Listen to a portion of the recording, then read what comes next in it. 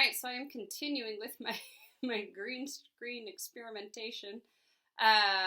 This chapter is called A Rainy Sunday, which is why I've picked this background, which just looks a little pixelated, but that's okay. So what I've tried now is I've shut the shutters on the window because I think maybe it's the light changing outside that's causing my background to disappear. I honestly have no clue, and probably next week I'll try using a different app, but this week this is what I got. So, Chapter 9, Rainy Sunday. Rainy Sunday afternoons in November were always dismal, but Ramona felt this Sunday was the most dismal of all. She pressed her nose against the living room window, watching the ceaseless rain pelting down as bare black branches as bare black branches clawed at the electric wires in front of the house. Even lunch, leftovers Mrs. Quimby had wanted to clear out of the refrigerator, had been dreary, with her parents, who seemed tired or discouraged or both, having little to say and Beezus mysteriously moody. Ramona longed for sunshine, sidewalks dry enough for roller skating, and a smiling, happy family. "Ramona, you haven't cleaned up your room this weekend," Mrs. Quimby said, and she was sitting on the couch sorting through bills. "And don't press your nose against the window, it leaves a smudge." Ramona felt as if everything she did was wrong. The whole family seemed cross today, even Picky Picky, who meowed at the front door. With a sigh, Mrs. Quimby got up to let him out. Beezus, carrying a towel and shampoo, stalked through the living room into the kitchen, where she began to wash her hair at the sink. Mr. Quimby, studying at the dining room table as usual, made his pencil scratch angrily across a pad of paper. The television set sat blank and mute, and in the fireplace a log sullenly refused to burn. Mrs. Quimby sat down and then got up again as Picky Picky, indignant at the wet world outside, yowled to come in. "Ramona, clean up your room," she ordered as she let the cat and a gust of cold air into the house. "Beezus hasn't cleaned up her room." Ramona could not resist pointing the submission out to her mother. "Well, I'm not talking about Beezus," said Mrs. Quimby. "I'm talking about you." Still, Ramona did not move from the window. Cleaning up her room had seemed such a boring thing to do, no fun at all on a rainy afternoon. She thought vaguely of all the exciting things she would like to do. Learn to twirl a lariat, play a musical saw, flip around and over bars in a gymnastic competition while the crowds cheered. "Ramona, clean up your room," Mrs. Quimby raised her voice. "Well, you don't have to yell at me." Ramona's feelings were hurt by the tone of her mother's voice. The log in the fireplace settled, sending a puff of smoke into the living room. "Then do it," snapped Mrs. Quimby. "Your room is a disaster area." Mr. Quimby threw down his pencil. "Young lady, you do what your mother says, and you do it now. She shouldn't have to tell you 3 times. "Well, all right, but you don't have to be so cross," said Ramona. To herself she thought, nag, nag, nag. Sulkily, Ramona took her hurt feelings off to her room, where she pulled a week's collection of dirty socks from under her bed. On her way to the bathroom hamper, she looked down the hall and saw her sister standing in the living room rubbing her hair with a towel. "Mother, I think you're mean," said Beezus from under the towel. Ramona stopped to listen. "Well, I don't care how mean you think I am," answered Mrs. Quimby. "You are not going to go, and that is that." "But all the other girls are going," protested Beezus. "I don't care if they are," said Mrs. Quimby. "You are not." Ramona heard the sound of a pencil being slammed on the table, and her father saying, "Your mother is right. Now would you kindly give me a little peace and quiet so I can get on with my work?" Beezus flounced past Ramona into her room and slammed the door. Sobs were heard, loud, angry sobs. Where can she go? Ramona wondered, as she dumped her socks into the hamper. Then, because she had been so good about picking up her room, Ramona returned to the living room where Picky Picky, as cross and bored as the rest of the family, was once again meowing at the front door. "Where can't Beezus go?" she asked. So here's the picture, and you can see through Ramona's room does look quite messy. There's Picky Picky the cat, and then Beezus with her hair all wet talking to her dad about wanting to go somewhere. Where she's going to go. Mrs. Quimby opened the front door, and when Picky Picky hesitated, vexed by the cold wind that swept into the room, she assisted him out with her toe. "She can't sleep over at Mary Jane's house with a bunch of girls from her class." A year ago, Ramona would have agreed with her mother just so that her mother would love her more than Beezus, but this year she knew she too might want to spend the night at someone's house one day. "Why can't Beezus sleep at Mary Jane's?" she asked. "Because she comes home all exhausted and grouchy." Mrs. Quimby stood by the door waiting. Picky Picky's yowl was twisted by the wind, and when she opened the door another cold gust swept through the house. "With the price of fuel oil being what it is, we can't afford to let the cat out," Mr. Quimby said. "Would you like to take the responsibility if I don't let him out?" asked Mrs. Quimby, before she continued on with her answer to Ramona. "There are 4 people in this family, and she has no right to make the whole day disagreeable for the rest of us, because she has been up half the night giggling with a bunch of silly girls. Besides, a growing girl needs her rest." Ramona silently agreed with her mother about Beezus coming home grouchy after such a party. At the same time, she wanted to make things easier for herself when she was in junior high school. "Maybe this time they would go to sleep earlier," she suggested. "Fat chance," said Mrs. Quimby, who rarely spoke so rudely. "And furthermore, Ramona, Mrs. Kemp did not come right out and say it, but she did drop a hint that you are not playing as nicely with Willa Jean as you might." Ramona heaved a sigh that seemed to come from the soles of her feet. In the bedroom, Beezus, who had run out of real sobs, was working hard to force out fake sobs to show her parents how mean they were to her. Mrs. Quimby ignored the sighs and sobs and continued, "Ramona, you know getting along at the Kemps is your job in this family. I've told you that before."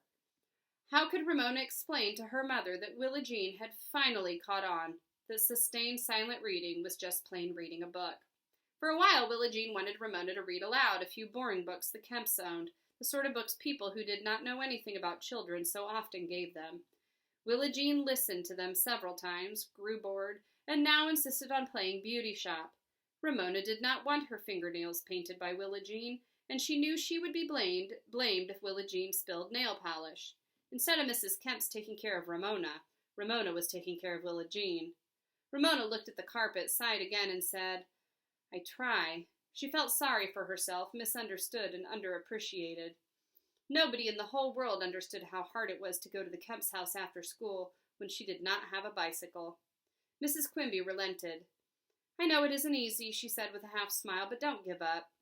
She gathered up the bills and checkbook and went into the kitchen, where she began to write checks at the kitchen table. Ramona wandered into the dining room to seek comfort from her father. She laid her cheek against the sleeve of his plaid shirt and asked, "Daddy, what are you studying?" Once again, Mr. Quimby threw down his pencil. "I'm studying the cognitive processes of children," he answered. Ramona raised her head to look at him. "What does that mean?" she asked. "How kids think," her father told her. Ramona did not like the sound of this subject at all. "Why are you studying that?" she demanded. Some things should be private, and how children thought was one of them. She did not like the idea of grown-ups snooping around in thick books trying to find out. "That is exactly what I have been asking myself." Mr. Quimby was serious. "Why am I studying this stuff when we have bills to pay?" "Well, I don't think you should," said Ramona. "It's none of your business how kids think." Then she quickly added, because she did not want her father to drop out of school and be a grocery store checker again, "There are a lot of other things you could study, things like fruit flies." Mr. Quimby smiled at Ramona and rumpled her hair. "I doubt if anyone could figure out how you think," he said, which made Ramona feel better, as if her secret thoughts were still safe. The green screen, I feel, is doing much better now that I've closed the window. I mean, it's still not perfect, but at least it hasn't completely disappeared like in the last video. Mr. Quimby sat gnawing at his pencil and staring out the window at the rain. Beezus, who had run out of fake sobs, emerged from her room, red-eyed and damp-haired, to stalk about the house, not speaking to anyone.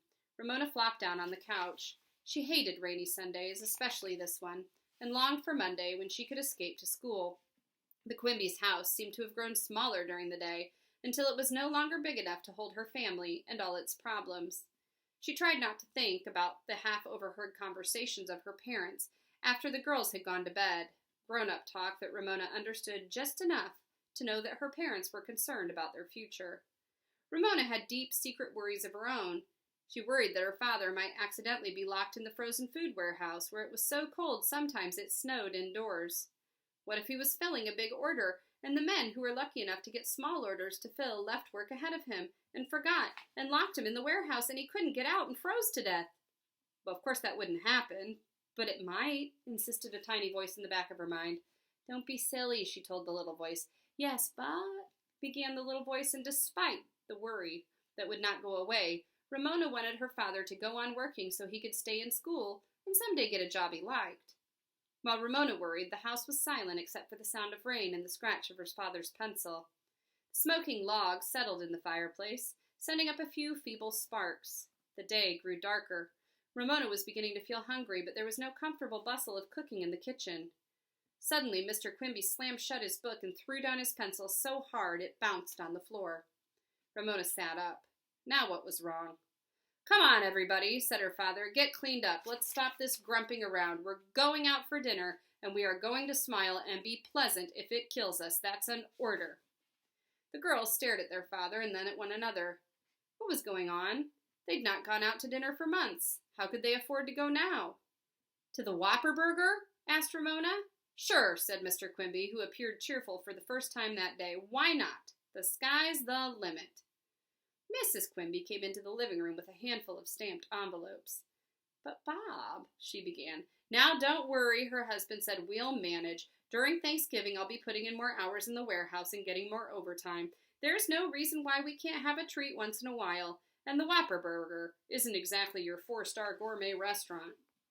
Ramona was afraid her mother might give a lecture on the evils of junk food, but she did not. Gloom and anger were forgotten, clothes were changed, hair combed. Picky was shut in the basement, and the family was on its way in the old car with the new transmission that never balked at backing down the driveway. Off the Quimbys sped to the nearest Whopper Burger, where they discovered other families must have wanted to get out of the house on a rainy day, for the restaurant was crowded, and they had to wait for a table. There were enough chairs for the grown-ups and Beezus, but Ramona, who had the youngest legs, had to stand up. She amused herself by punching the buttons on the machine in time to the music, which was playing Tie a Yellow Ribbon Round the Old Oak Tree. She even danced a little to the music, and when the tune came to an end, she turned around and found herself face to face with an old man with neatly trimmed gray hair and a mustache that turned up at the ends. He was dressed as if everything he wore, a flowered shirt, a striped tie, a tweed coat, and plaid slacks, had come from different stores or from a rummage sale, except that the crease in his trousers was sharp and his shoes were shined. The man, whose back was very straight, saluted Ramona as if she were a soldier, and said, Well, young lady, have you been good to your mother? Ramona was stunned. She felt her face turn red to the tips of her ears. She did not know how to answer such a question. Had she been good to her mother? Well, not always, but why was this stranger asking? It was none of his business. He had no right to ask such a question. Ramona looked to her parents for help and discovered they were waiting with amusement for her answer. So were the rest of the people who were waiting for tables. Ramona scowled at the man. She did not have to answer him if she did not want to. The hostess saved Ramona by calling out, Quimby, party of 4, leading the family to a plastic upholstered booth. Why didn't you answer the man? Beezus was amused as everyone else. I'm not supposed to talk to strangers, was Ramona's dignified answer.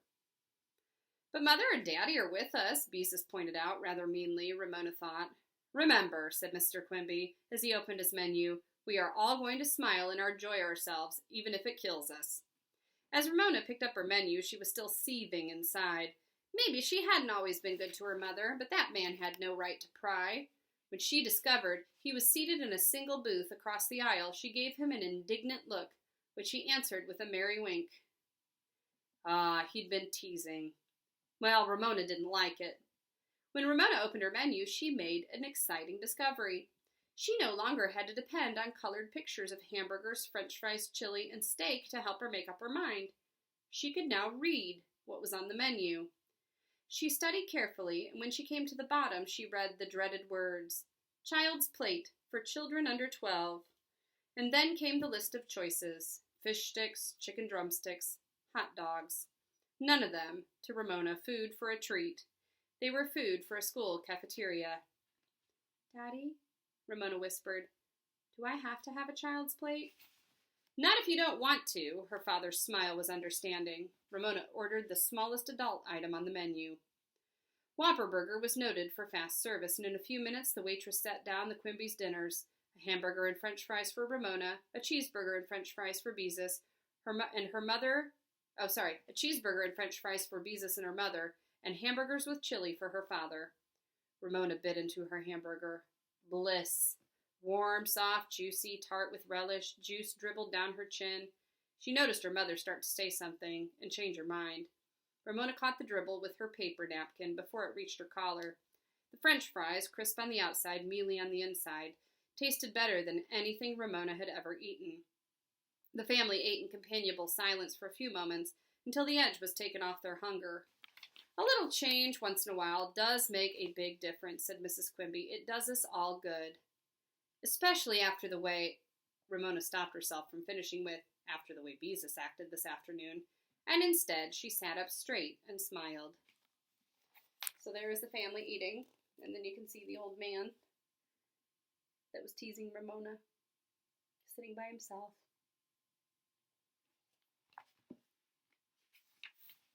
Well, I wasn't the only one who, Ramona, or Beezus also stopped in mid-sentence and smiled. Their parents looked stern, but they managed to smile, and suddenly everyone relaxed and laughed. The old man, Ramona noticed, was eating a steak. She wished her father could afford a steak. As much as she enjoyed her hamburger, Ramona was unable to finish. It was too much. She was happy when her mother did not say someone's eyes are bigger than her stomach, and her father, without commenting on the unfinished hamburger, included her in on the orders of apple pie with hot cinnamon sauce and ice cream. Ramona ate what she could, and after watching the ice cream melt into the cinnamon sauce, she glanced over at the old man, who was having a serious discussion with the waitress. She seemed surprised and upset about something. The music, conversation of other customers, and rattle of dishes made eavesdropping impossible. The waitress left. Ramona saw her speak to the manager, who listened and then nodded. For a moment, Ramona thought the man might not have enough money to pay for the steak he had eaten.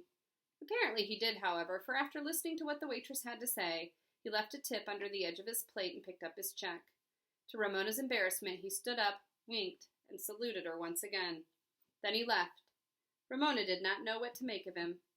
She turned back to her family, whose smiles were now genuine rather than determined. The sight of them gave her courage to ask the question that had been nibbling at the back of her mind. "Daddy, you aren't going to be a college dropout, are you?" Mr. Quimby finished his mouthful of pie before he answered, "Nope." Ramona wanted to make sure. "And you won't ever be a checker and come home cross and grumpy again?" "Well," said her father, "I can't promise I won't come home cross, but if I do, it won't be from standing at the cash register trying to remember 42 price changes in the produce section while a long line of customers, all in a hurry, wait to pay for their groceries." Ramona was reassured. When the waitress descended on the Quimbys to offer the grown-ups a second cup of coffee, Mr. Quimby said, "Check, please." The waitress looked embarrassed. "Well, She hesitated. "This has never happened before, but your meals have already been paid for." The Quimbys looked at her in astonishment. "But who paid for them?" demanded Mr. Quimby. "A lonely gentleman who left a little while ago," answered the waitress. "He must have been the man who sat across the aisle," said Mrs. Quimby. "But why would he pay for our dinners? We never saw him before in our lives." The waitress smiled. "Because he said you are such a nice family, and because he misses his children and grandchildren."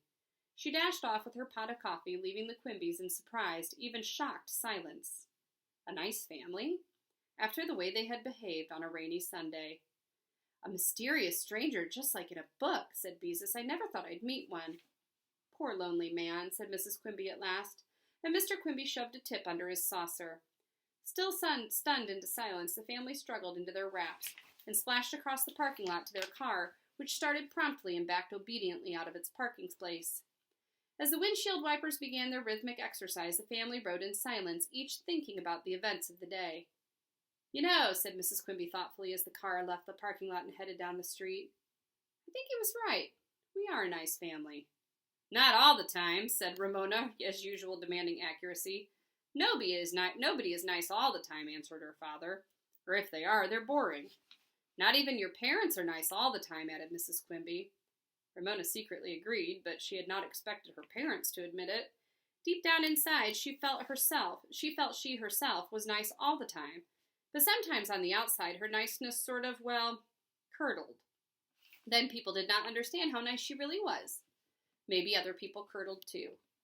"We have our ups and downs," said Mrs. Quimby, "but we manage to get along and we stick together."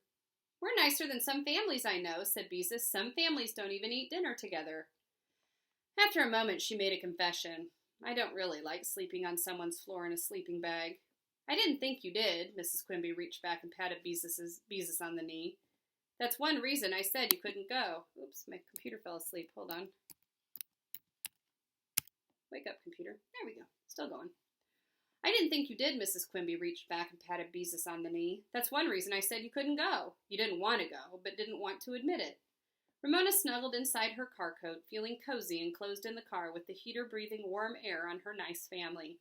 She was a member of a nice, sticking-together family, and she was old enough to be depended upon, so she could ignore, or at least try to ignore, a lot of things.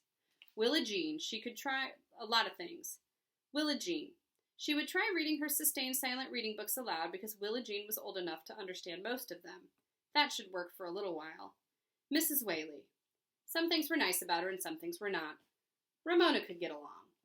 That man paying for our dinner was sort of like a happy ending, remarked Beezus, as the family, all snug in their car, drove through the rain in the dark toward Klickitat Street.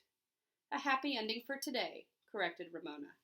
Tomorrow, they would all begin again. Well, that is the end of the book. I'm going to have to find a new book for you guys. All right, so Ramona is all done.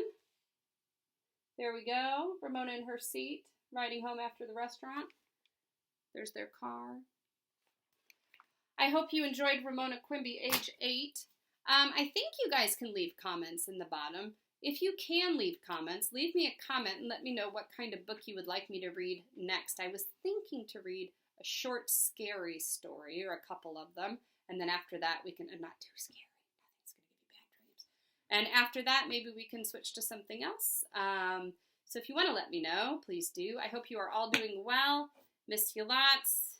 It was nice to be able to bring you that story because it's one of my favorites. All right.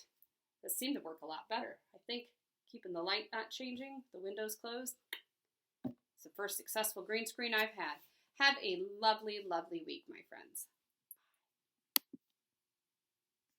Okay, it didn't turn off.